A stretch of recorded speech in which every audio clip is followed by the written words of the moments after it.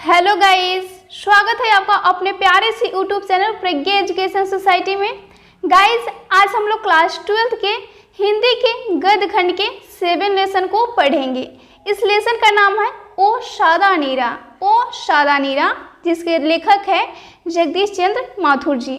ओ शादा नीरा के लेखक है जगदीश चंद्र माथुर जी, या ओ शादा नीरा एक प्रकार का निबंध है जिसे जगदीश चंद्र माथुर जी ने लिखा है। तो गाइस, इससे संबंधित जितने भी बहुत महत्वपूर्ण जो क्वेश्चन है ऑब्जेक्टिव, उन सभी को आज बताऊंगी। तो चलिए आज हम लोग बिना समय गवाए वीडियो को स्टार्ट करते हैं।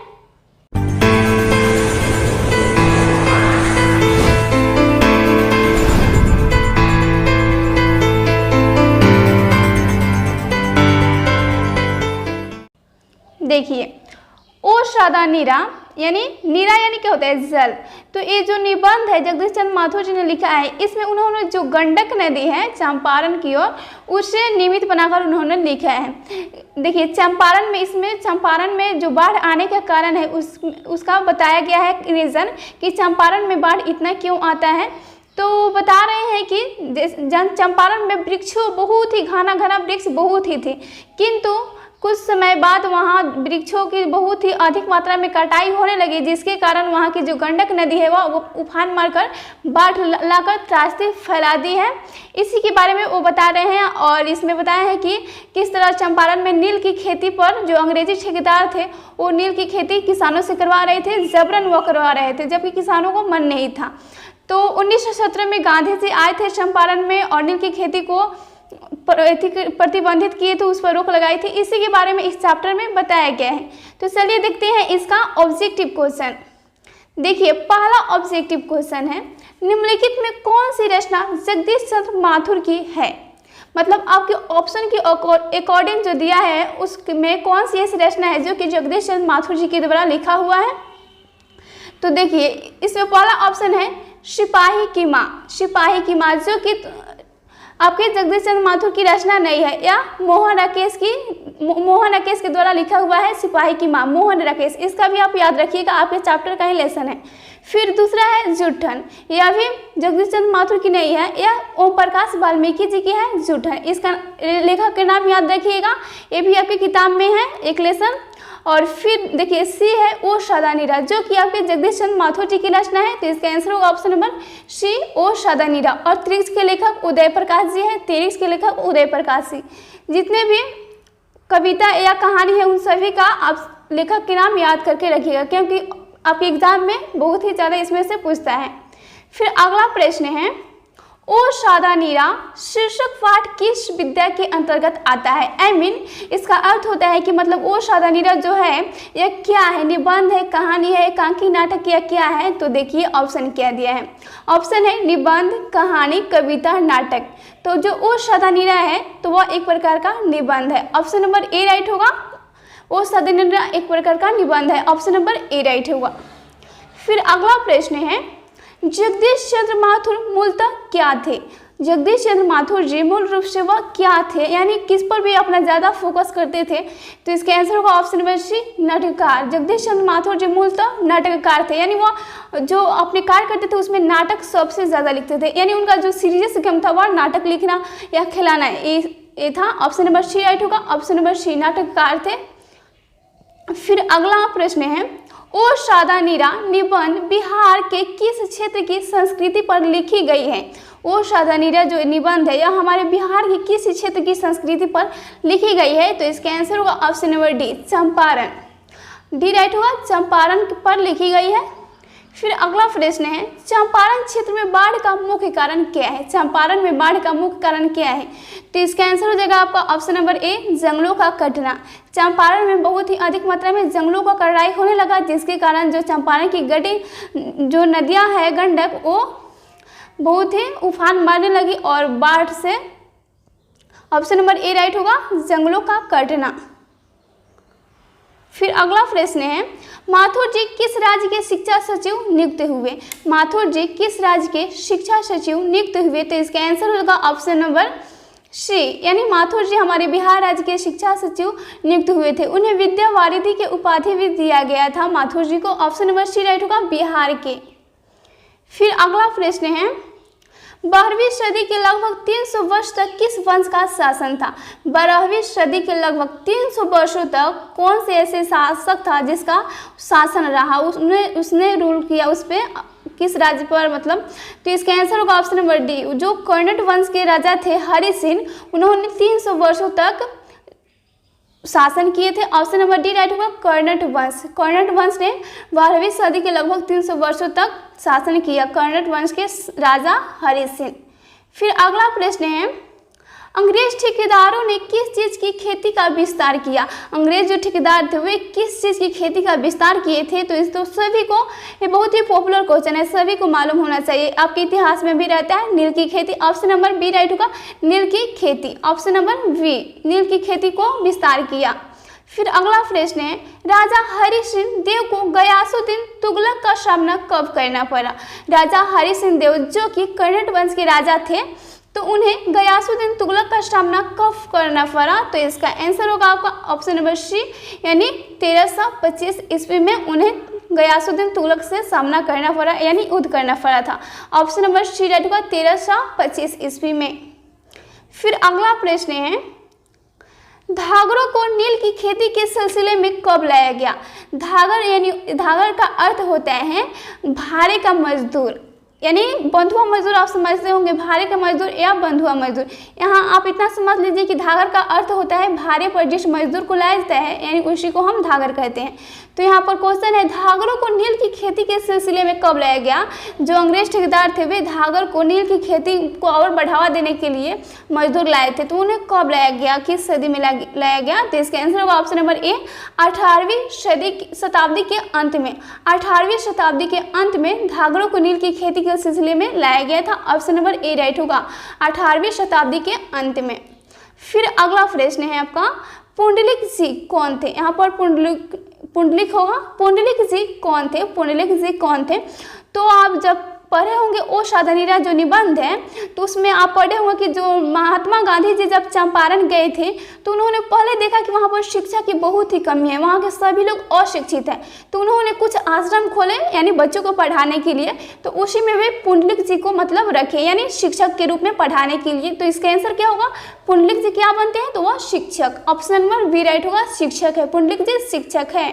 ऑप्शन नंबर बी राइट होगा। फिर अगला प्रश्न है, निम्नलिखित में से कौन सा नाटक जगदीश चंद्र माथुर रचित है? यानी कौन सा ऐसा नाटक है जो जगदीश चंद्र माथुर जी के द्वारा लिखा हुआ है आपके ऑप्शन के अकॉर्डिंग, यानी आपके जो ऑप्शन दिया है उसके अनुसार। तो देखिए ऑप्शन क्या क्या दिया है, दीपक, आधे अधूरे, कोणार्क, ओ मेरे सपने। तो इसका आंसर होगा ओ मेरे मन। तो इसका आंसर होगा ऑप्शन नंबर सी, यानी जो कोणार्क है, जो यह नाटक जगदीश चंद्र माथुर के द्वारा लिखा हुआ है। ऑप्शन नंबर सी राइट होगा, कोणार्क। फिर अगला प्रश्न है, निम्नलिखित में कौन सी उपाधि माथुर जी को मिली? देखिए कौन सी उपाधि, मैंने बताया ना ऊपर, उन्हें विद्या वारिधि की उपाधि मिला था माथुर जी को। तो इसका क्या आंसर होगा? ऑप्शन नंबर बी, विद्या वारिधि। माथुर जी को विद्या वारिधि की उपाधि मिली थी, जो कि बिहार के सचिव भी रह चुके थे, शिक्षा सचिव। ऑप्शन नंबर बी राइट होगा, विद्या वारिधि। फिर नेक्स्ट प्रश्न है, माथुर जी भितिहरवा पहुंचने पर कौन मिले? यानी जब माथुर जी भितिहरवा में पहुंचे तो वहां पर उन्हें कौन मिले? तो इसका आंसर होगा ऑप्शन नंबर सी, यानी पुंडलिक जी मिले। ऑप्शन नंबर सी राइट होगा, पुंडलिक जी मिले। फिर नेक्स्ट प्रश्न है, पुंडलिक जी ने निर्भीकता किससे सीखी? यानी जो पुंडलिक जी एक शिक्षक थे, तो उन्होंने निर्भीकता किससे, मतलब कुछ समय पहले जब हमारा देश गुलाम था तो अंग्रेजी शासन का इस पर अधिकार था, तो हमारे देश की जितनी भी जनता थी तो अंग्रेजी शासक जितने भी थे उन सभी से डरती थी। लेकिन जब महात्मा गांधी जी चंपारण में गए तो पुंडलिक जी ने निर्भीकता सीखी, यानी वो नहीं डरते थे अंग्रेजों से। तो उन्होंने किससे सीखी? तो गांधी जी से। ऑप्शन नंबर हो जाएगा आपका बी, गांधी जी से पुंडलिक जी ने निर्भीकता यानी ना डरना, निर्भीकता सीखी। ऑप्शन नंबर बी राइट होगा, गांधी जी से। फिर नेक्स्ट प्रश्न है, कर्णट वंश के राजा हरि सिंह को किसका मुकाबला करना पड़ा? देखिए फिर आ गया, कर्णट वंश के राजा हरि सिंह को किसका मुकाबला करना पड़ा? तो ऊपर आपका एक प्रश्न था कि कर्णट वंश के राजा हरि सिंह को गयासुद्दीन तुगलक से कब मुकाबला करना, वहाँ पर सन पूछ रहा था, तो 1326 था। तो यहाँ पर उस आदमी का नाम पूछ रहा है। तो देखिए इसका आंसर क्या हो जाएगा? Option number A, Ghiyasuddin Tughlaq. Option number A right होगा, गयासुद्दीन तुगलक से मुकाबला करना पड़ा था 1326 ईस्वी में। फिर नेक्स्ट प्रश्न है चंपारण धागर कहाँ से, यानी चंपारण में धागर कहाँ से आए थे। यहाँ पर थोड़ा प्रिंट करने में ऐसे हो गया है, चंपारण में धागर कहाँ से लाए गए, यानी जो अंग्रेज ठेकेदार थे वह चंपारण में धागर को यानी भारे का मजदूर ला रहे थे आप नील की खेती को बढ़ावा देने के लिए, तो वह कहाँ से ला रहे थे। तो इसका आंसर होगा ऑप्शन नंबर सी, यानी छोटा नागपुर से वह ला रहे थे, छोटा नागपुर से। धागर यानी भारे का मजदूर, याद रखिएगा। इसका आंसर होगा ऑप्शन नंबर सी, छोटा नागपुर से ला रहे थे वह। फिर अगला प्रश्न है गांधी जी चंपारण में कब आए। यह बहुत ही इंपॉर्टेंट प्रश्न है, यह भी आई आप लिख लीजिएगा क्योंकि यह एग्जाम में पूछता है, यह बहुत ही महत्वपूर्ण है। गांधी जी चंपारण में कब आए थे, तो इसका क्या आंसर होगा, ऑप्शन नंबर डी राइट होगा। वो अप्रैल में 1917 ईस्वी में चंपारण में गए थे। किस कारण से गए थे, तो इसका आंसर होगा ऑप्शन नंबर डी 1917 में। वो किस कारण से मैं बोल रही थी, तो वह नील की खेती जो हो रहा था, अंग्रेज ठेकेदार जो उस पर अत्याचार कर रहे थे वहाँ के किसानों पर, उसी के सिलसिले में गए थे। वह ऑप्शन नंबर डी राइट होगा। वो राजकुमार शुक्ल एगो चंपारण के थे, उन्हीं ने गांधी जी को पूरी बात बताई थी, तब गांधी जी ने वहाँ गए थे।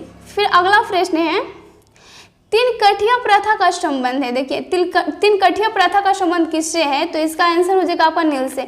नील की खेती से ही तीन कठिया प्रथा का संबंध है, ऑप्शन नंबर डी राइट होगा, नील से। फिर नेक्स्ट प्रश्न है पंडई नदी कहाँ तक जाती है। पंडई नदी जो कि एक चंपारण में है, तो वह कहाँ तक जाती है, कहाँ से कहाँ तक है, तो इसके आंसर होगा ऑप्शन नंबर ए, वह भिखनाथोरी तक जाती है। पंडई नदी भिखनाथोरी तक जाती है, ऑप्शन नंबर ए राइट होगा। फिर नेक्स्ट प्रश्न है बराज कहाँ बना है, तो बराज कहाँ बनता है, आप जानते हैं कि वह तो मतलब नदी पर बनता है, लेकिन वह यहाँ पूछ रहा है किस गांव में बन रहा है, बराज कहाँ बन रहा है, तो इसका आंसर होगा ऑप्शन नंबर डी, भैंसा लुटन में बराज बना है। आप जानते हैं कि जो गंडक नदी है वह उफान मारती है, बहुत मतलब बाढ़ लाती है, इसी के कारण उसे रोकथाम के लिए बराज बन रहा था, तो वह कहाँ पर बन रहा है, तो भैंसा लुटन में, ऑप्शन नंबर डी राइट होगा, भैंसा लुटन में बराज बन रहा है। फिर नेक्स्ट प्रश्न है आम्रपाली ने तथागत को क्या सौंपा था। अम्रपाली या आम्रपाली ने तथागत को क्या सौंपा था, तो इसका आंसर होगा ऑप्शन नंबर डी बी, यानी आम्रवन। आम्रपाली ने तथागत को आम्रवन सौंपा था, ऑप्शन नंबर बी राइट होगा, आम्रवन सौंपा था। फिर अगला प्रश्न है मठ के महंत ने गांधी जी को कहाँ शरण दी। मठ के महंत ने गांधी जी को कहाँ रहने की शरण दी थी जब गांधी जी चंपारण में गए थे, तो इसका आंसर होगा ऑप्शन नंबर डी, यानी एक महुए के पेड़ के नीचे मठ के जो महंत थे वो गांधी जी को रहने की शरण दिए थे, ऑप्शन नंबर डी राइट होगा, एक महुए के पेड़ के नीचे। फिर अगला प्रश्न है जगदीश चंद्र माथुर का जन्म हुआ था। जगदीश चंद्र माथुर जो कि हमारे लेखक बनते हैं, तो इनका जन्म पूछा जा रहा है, तो इसका आंसर क्या होगा, ऑप्शन नंबर ए राइट होगा कि 16 जुलाई 1917 को जगदीश चंद्र माथुर जी का जन्म हुआ था, हमारे बिहार में हुआ था, ऑप्शन नंबर ए राइट होगा, 16 जुलाई 1917 को। फिर अगला प्रश्न है वैशाली महोत्सव या महोत्सव बोलिए, वैशाली महोत्सव का बीजारोपण किया। वैशाली महोत्सव यानी वैशाली में जो उत्सव मनाया जाता है उसका स्टार्ट किसने किया, तो इसका आंसर होगा ऑप्शन नंबर बी, यानी जगदीश चंद्र माथुर ने ही किया वैशाली में महोत्सव मनाने का, इसका आंसर होगा option number B, Jagdish Chandra Mathur. Next प्रश्न है कौन सी कृति माथुर जी की नहीं है, यानी आपके जो ऑप्शन दिया है उसके अकॉर्डिंग कौन सी ऐसी रचना है जो कि माथुर जी के द्वारा लिखा हुआ नहीं है, तो इसका आंसर होगा ऑप्शन नंबर सी, यानी रेशमी टाई। रेशमी टाई जो कि जगदीश चंद्र माथुर के द्वारा लिखा हुआ नहीं है, ऑप्शन नंबर सी, रेशमी टाई। फिर नेक्स्ट प्रश्न है कौन सी कृति माथुर जी की नहीं है, फिर पूछ रहा है नहीं है, तो इसका आंसर होगा ऑप्शन नंबर डी, यानी भोर का तारा जो कि माथुर जी के द्वारा लिखा हुआ नहीं है, भोर का तारा, ऑप्शन नंबर डी राइट होगा। फिर अगला प्रश्न है बोलते क्षण किस साहित्य विद्या की कृति है। बोलते क्षण किस साहित्य, यानी यह क्या है, निबंध, नाटक, स्मरण, कुछ भी, तो इसका आंसर होगा ऑप्शन नंबर ए, यह एक प्रकार का निबंध है। बोलते क्षण यह एक प्रकार का निबंध है, ऑप्शन नंबर ए राइट होगा, निबंध है। फिर नेक्स्ट प्रश्न है ओ सादा नीरा किसको निमित्त बनाकर लिखा गया है, यानी किस पर यह लिखा गया है। ओ सादा नीरा यानी कोई भी राइटर होता है वह एक किसी भी चीज़ को बहुत ही अच्छी तरह से एग्जामिन करता है, तब उस पर मैंने डिटेल तरीके से लिखता है। तो ये भी जो ओ सादा नीरा जगदीश चंद्र माथुर जी लिखे हैं, तो किस चीज़ को बहुत ही अच्छी तरह से जान पहचान कर लिखे हैं, तो क्या, तो इसका आंसर होगा ऑप्शन नंबर बी, यानी वो गंडक नदी। वह गंडक नदी के बारे में बता रहे हैं कि आखिर वो बाढ़ उस क्यों लाती है हर साल, जिससे उसे अभिश्राप माना जाता है, गंडक नदी को अभिश्राप माना जाता है, क्यों, तो इसका आंसर होगा ऑप्शन नंबर बी, यानी गंडक नदी को वो निमित्त बनाकर लिखे हैं ओ सादा नीरा। तो अगला प्रश्न है, थारन शब्द किस शब्द से विकसित है? जो थारन शब्द है मतलब इस शब्द को किस शब्द से लिया गया है? तो इसका आंसर होगा ऑप्शन नंबर बी, यानी थार शब्द से थारन शब्द को लिया गया है, थार शब्द से। ऑप्शन नंबर बी राइट होगा, थार शब्द। फिर अगला प्रश्न है, बिहार के सुप्रसिद्ध सांस्कृतिक उत्सव वैशाली महोत्सव का बीजारोपण किसने किया? हमारे बिहार में बहुत ही महत्वपूर्ण जो सांस्कृतिक उत्सव होता है वैशाली में, वैशाली महोत्सव, तो उसका बीजारोपण किसने किया, यानी सबसे पहले स्टार्ट किसने किया? तो इसका होगा हमारे जो लेखक है जगदीश चंद्र माथुर जी, उन्होंने किया। ऑप्शन नंबर सी राइट होगा, Jagdish Chandra Mathur. Option number C. फिर अगला प्रश्न है, ओ मेरे सपने, ओ मेरे सपने, यह क्या है? तो इसका आंसर होगा ऑप्शन नंबर डी, यह एक प्रकार का नाटक है। ओ मेरे सपने नाटक है। ऑप्शन नंबर डी राइट होगा। अगला प्रश्न है, गौतम बुद्ध का आविर्भाव कब हुआ था? यानी गौतम बुद्ध कब मतलब सभी लोगों के सामने आए थे? तो इसका आंसर होगा ऑप्शन नंबर बी, यानी 2500 वर्ष पहले हुआ था गौतम बुद्ध का आविर्भाव। ऑप्शन नंबर बी, 2500 वर्ष पहले। फिर नेक्स्ट प्रश्न है, राजा हरि सिंह देव को किसका मुकाबला करना पड़ा था? देखिए तो इसको आप तो जानते होंगे, ऊपर दो प्रश्न था। गयासुद्दीन तुगलक से मुकाबला करना पड़ा था 1326 ईस्वी में। इसका आंसर क्या होगा? Option number A, Ghiyasuddin Tughlaq से सामना करना पड़ा था जो कर्नाट वंश के राजा थे हरि सिंह को। फिर अगला प्रश्न है, ओ सादानीरा के लेखक कौन है? तो इसका आंसर होगा ऑप्शन नंबर ए, जगदीश चंद्र माथुर जी ओ सादानीरा के लेखक बनते हैं। फिर नेक्स्ट प्रश्न है, कोणार्क के नाटककार कौन है? कोणार्क के नाटककार, तो इसका आंसर होगा option number B, Jagdish Chandra Mathur जी कोणार्क के नाटककार है। ऑप्शन नंबर बी राइट होगा। फिर नेक्स्ट है, और यह सबसे आपका अंतिम प्रश्न है, 10 तस्वीरें के रचनाकार कौन है? 10 तस्वीर के यह रचनाकार कौन है? तो इसका आंसर होगा option number B, Jagdish Chandra Mathur जी है 10 तस्वीर के रचनाकार। ऑप्शन नंबर बी राइट होगा। तो फ्रेंड्स, आज के वीडियो में आपके इतने हो गया ऑब्जेक्टिव प्रश्न। तब तक के लिए आप इन सभी को याद कीजिए। अब इसके जो आगे वाला लेसन है उसका नाम है सिपाही की माँ, तो उसका मैं अगले वीडियो में लाऊंगी ऑब्जेक्टिव। तब तक के लिए आप इन सभी को याद कीजिए। मिलते हैं नेक्स्ट वीडियो में। जय हिंद, जय भारत।